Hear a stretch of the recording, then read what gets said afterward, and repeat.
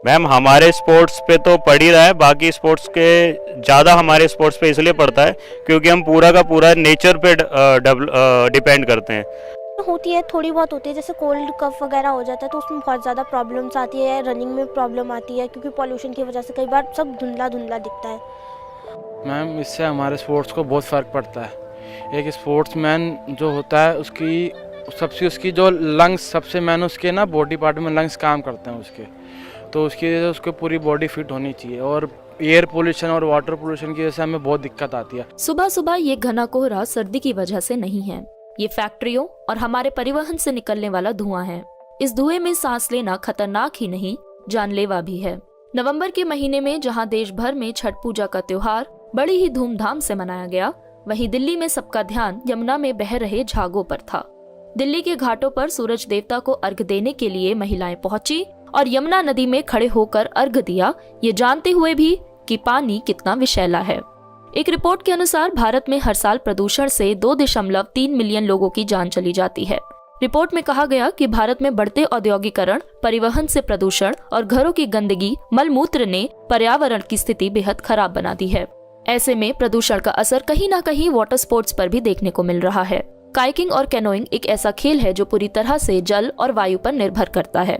ये एक तरह का बोटिंग और पेडल खेल है जो ओलंपिक्स में भी खेला जाता है। प्रदूषण ने इस खेल को भारत में खेलने वाले खिलाड़ियों पर खतरनाक असर डाला है। इसके लिए हमें ब्रीथिंग की बहुत आवश्यकता होती है और जितनी अच्छी हम ऑक्सीजन लेंगे, जितना अच्छा हमारा इन्वायरमेंट होगा, वो उसके अकॉर्डिंग ही हम अच्छा खेल पाएंगे और अच्छा कर पाएंगे।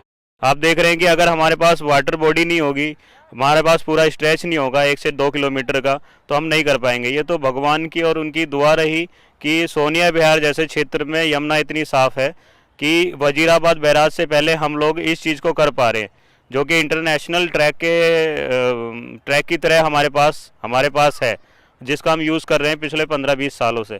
मैम जो हवा में प्रदूषण बढ़ रहा है तो नॉर्मली है कि जब हम ब्रीथिंग नहीं कर पाएंगे तो हमारी बॉडी उस चीज़ को कैच नहीं कर पाएगी। अगर मैंने बच्चों को बोला है कि आज आपने स्प्रिंट मारना है और अगर हमारे लंग्स ही प्रॉपर काम नहीं कर पा रहे, हम सांस ही नहीं ले पा रहे हैं पानी के अंदर, हम जो हमने दिया है, जो मैं वर्क उन बच्चों को देता हूँ, वो वर्क बच्चे कर ही नहीं पाते हैं।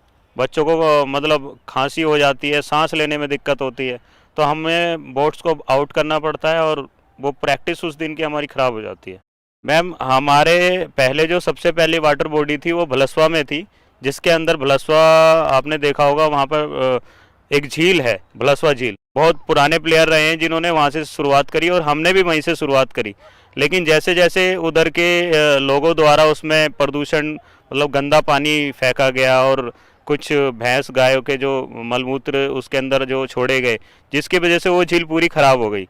उसका क्या हुआ कि जब वो झील ख़राब हुई तो जो वहाँ के खिलाड़ी थे जो उधर खेला करते थे, उन्होंने एक स्ट्रेच ढूंढा कि हम कहाँ कर सकते हैं, तो उन्होंने फिर यमुना को देखा और हमारे साथ, क्योंकि हम सोनिया विहार के लोकल हैं, हमें साथ में लिया, हमें सिखाया और हम उनके बाद हमने इस चीज़ को शुरुआत करी और पिछले 15-16 साल से हम सोनिया विहार के अंदर वाटर स्पोर्ट्स को चला रहे हैं। लेकिन जो यहाँ भी हमें 2-3 मंथ हमें ऐसा टाइम आता है जिसमें अमोनिया की मात्रा बढ़ जाती है, जिसके अंदर पानी ये पूरा काला हो जाता है। और आप देख रहे हैं पीछे कि हमारे कुछ प्लेयर्स हैं जो कि स्विमिंग भी करते हैं और बैलेंस बनाते हैं।